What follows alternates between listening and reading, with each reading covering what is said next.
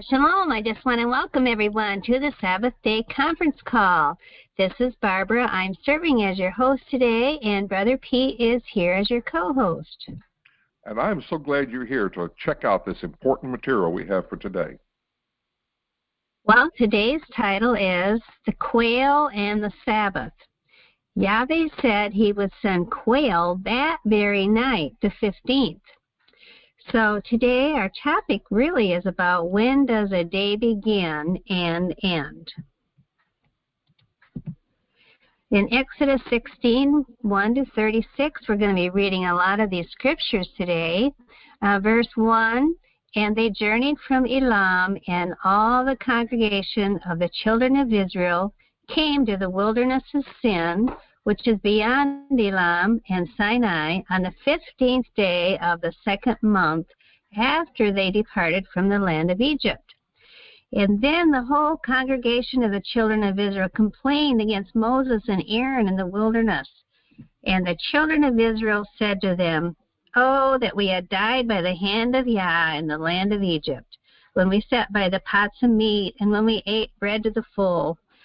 For you have brought us out to this wilderness to kill us, our whole assembly, with hunger." Then Yahweh said to Moshe, "Behold, I will rain bread from the heavens for you, and the people shall go out and gather a certain quota every day, that I may test them, whether they will walk in my law or not. And it shall be on the 6th day that they shall prepare what they bring in, and it shall be twice as much as they gather daily." Then Moshe and Aaron said to all the children of Israel, "At evening you shall know that Yahweh has brought you out of the land of Egypt. And in the morning you shall see the majesty of Yahweh, for he hears your complaints against Yahweh. But what are we that you complain against us?" Also, Moshe said, "This shall be seen when Yahweh gives you meat to eat in the evening, that is the night of the 15th, after the Sabbath daylight departed, and in the morning, that is the 16th, bread to the full. For Yahweh hears your complaints which you make against him. And what are we? Your complaints are not against us, but against Yahweh." So quail at evening, verse 8 goes on to say, also Moses said, "This shall be seen when Yah gives you meat to eat in the evening, and that's the night of the 15th, after the Sabbath daylight departed, and in the morning, the 16th, bread to the full. For Yahweh hears your complaints which you made against him. And what are we? Your complaints are not against us, but against Yahweh." Yahweh heard their complaints. This is verse 9, or picking up at verse 9. Then Moshe spoke to Aaron, "Say to all the congregation of the children of Israel, come near before Yahweh, for he has heard your complaints." And now it came to pass, as Aaron spoke to the whole congregation of the children of Israel, that they looked toward the wilderness, and behold, the majesty of Yahweh appeared in the cloud.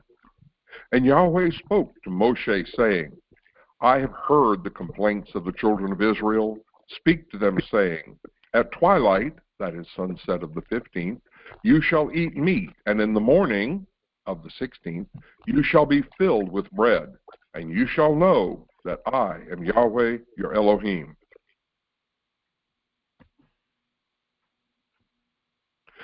Quail came on the evening of the 15th, picking up at verse 13. And so it was, the quail came up at evening, that is the sunset of the 15th, and covered the camp. And in the morning, that is the 16th, the dew lay all around the camp. And when the layer of dew lifted, there on the surface of the wilderness was a small round substance, as fine as frost on the ground. And so when the children of Israel saw it, they said to one another, "What is it?" That's Hebrew for manna. For they did not know what it was. And Moshe said to them, "This is the bread which Yahweh has given you to eat." So the 15th was the Sabbath, and Yahweh said he would send quail that very night, the 15th, following sunset. So from the New King James Version, it can be seen at first glance that the Israelites had arrived at the wilderness of Sin on the night of the 14th, when they murmured and complained of hunger on the next morning of the 15th, which was also the seventh-day Sabbath. Remember that they often traveled by night, just as they did on the 15th of Abib, when they first left Egypt after the Sabbath was passed. And those verses are Exodus 16:1, that it was the 15th day of the second month, and Deuteronomy 16:1 again says that he brought them out of Egypt by night. It is well known that during translation, the punctuation is placed in Scripture at the discretion of the translators. On occasion, punctuation has been discovered to be an error and has a significant impact on the meaning of a sentence, or even on an entire doctrinal belief. Below is a case in point of a clearer rendering of the same event of the arrival at Mount Sinai from the Septuagint translation. Here, a semicolon is placed at the natural change in thought in the Hebrew sentence structure known as an atnach. And they departed from Elam, and all the congregation of Israel came to the wilderness of Sin, which is between Elam and Sinai, on the 5th, and there's a semicolon, and on the 15th day in the second month after their departure from the land of Egypt, all the congregation of the children of Israel murmured against Moshe and Aaron. And that's Exodus 16:1 and 2 from the Septuagint. So the focus here is not that the Septuagint version of the Scripture is the most accurate, but rather it presents the punctuation in the location that shifts the meaning of the verse. Rather, the point is that since punctuation is not given in the original Hebrew, but applied by mere mortals as they render the Hebrew into English, the possibility of punctuation error must be considered. After all, punctuation is generally placed in a position to support the views of the translators. Therefore, we maintain that Israel arrived in the wilderness of Sin the second month on the night of the 14th. For it was on the 15th day that all of Israel murmured and complained.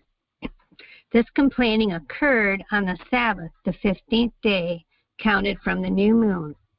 This is why Yahweh waited to send the quail for food after sunset on the 15th. And there's a chart below. You'll be seeing some of these charts.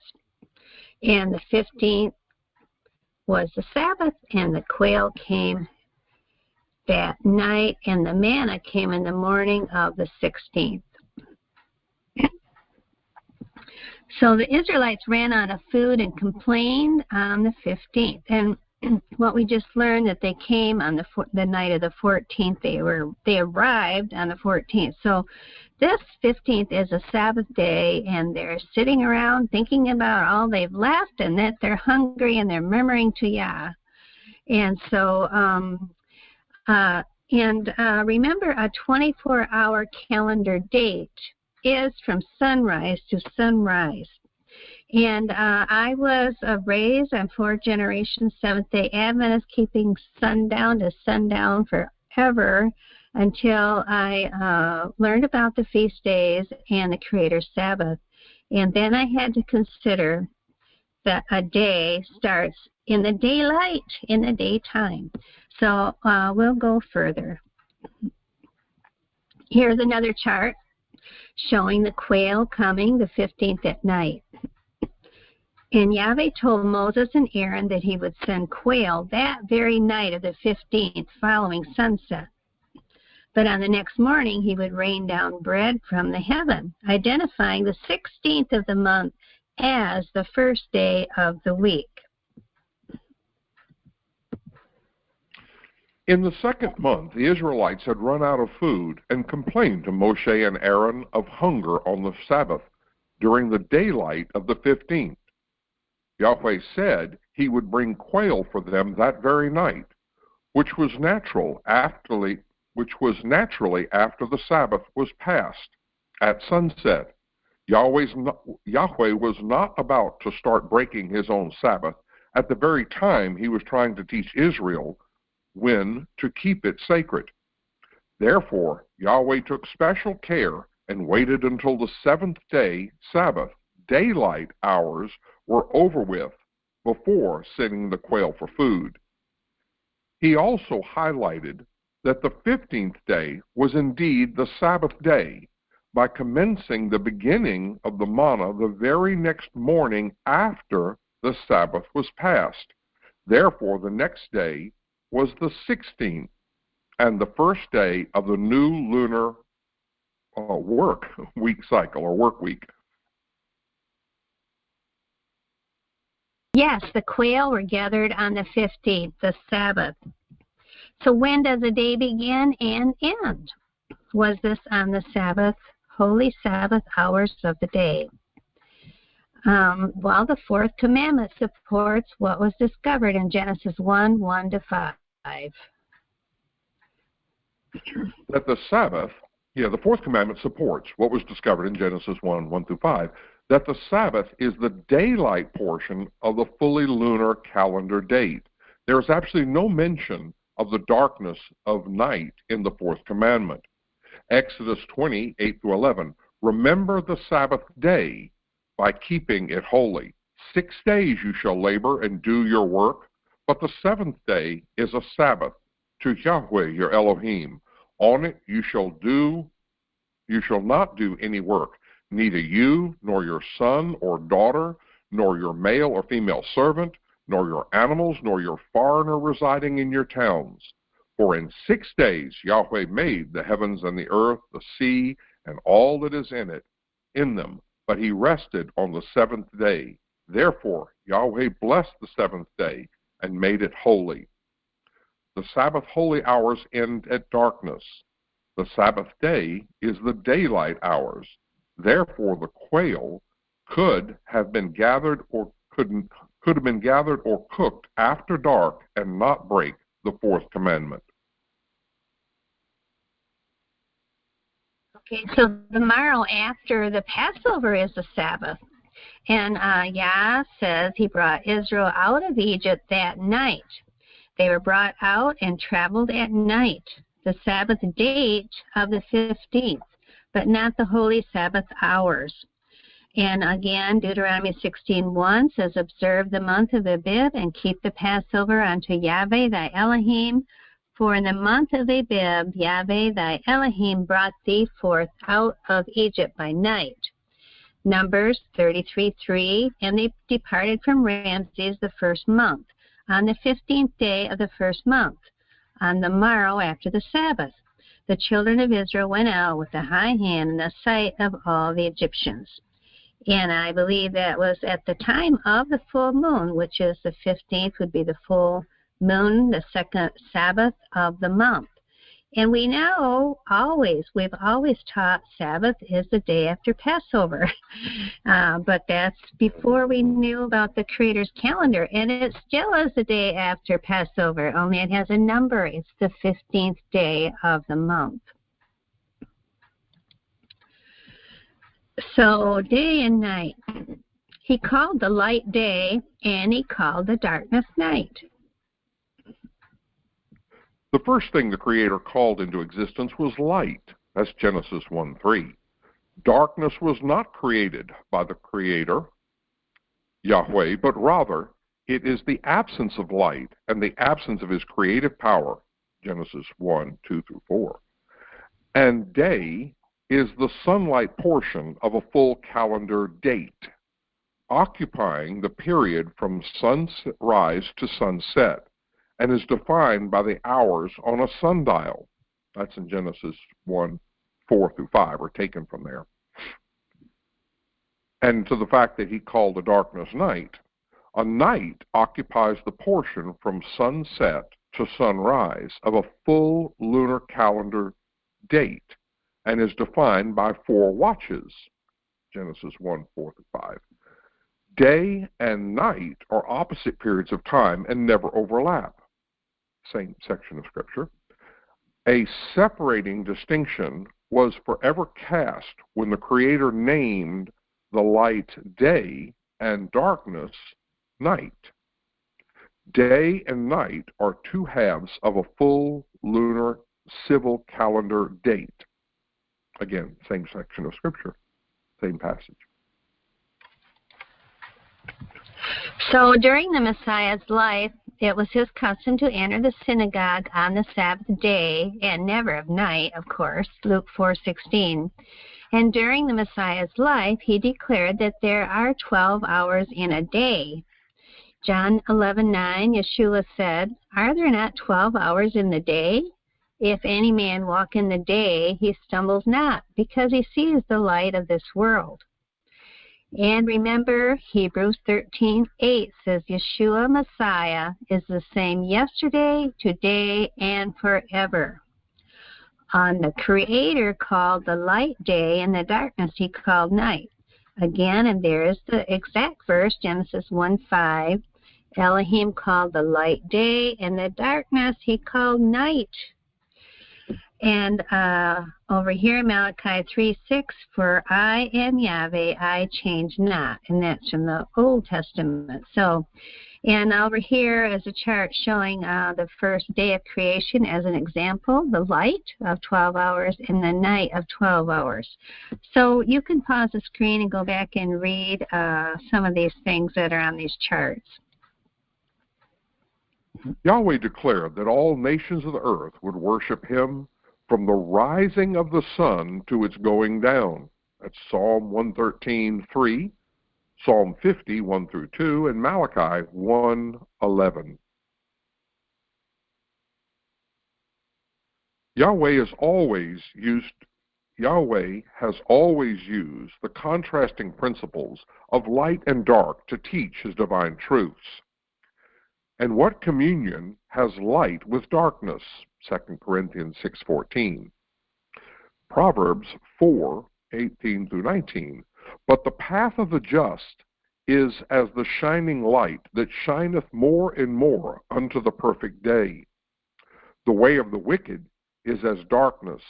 They know not of what they stumble.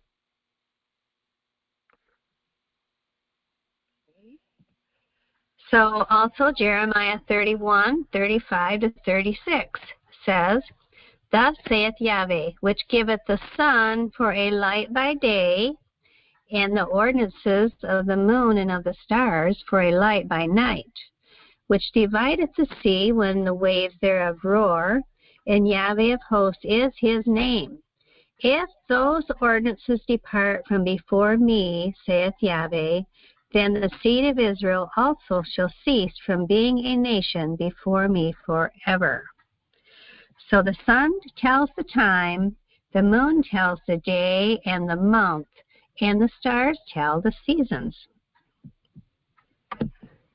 The sun was appointed to rule over the day only, and was never to have communion with or dominion over the night. Genesis 1:16. The moon, together with the stars, were alone appointed to rule over the night, and with no interference from the sun. Genesis 1:16. So the week was ordained by the Creator to be counted from 1 to 7. I'm just going to go down here to this chart so that you can see. There are 7 days between every phase, between the first quarter and the last quarter, and then goes back to dark, and it does that every month. And this shows the Sabbath. The quarter phases show the Sabbath. So back again, the weeks were 1 to 7. The cycle had the 4 quarter phases, and accordingly, the lunar weeks align in nearly perfect approximation to the 4 quarter lunar phases following each new moon day.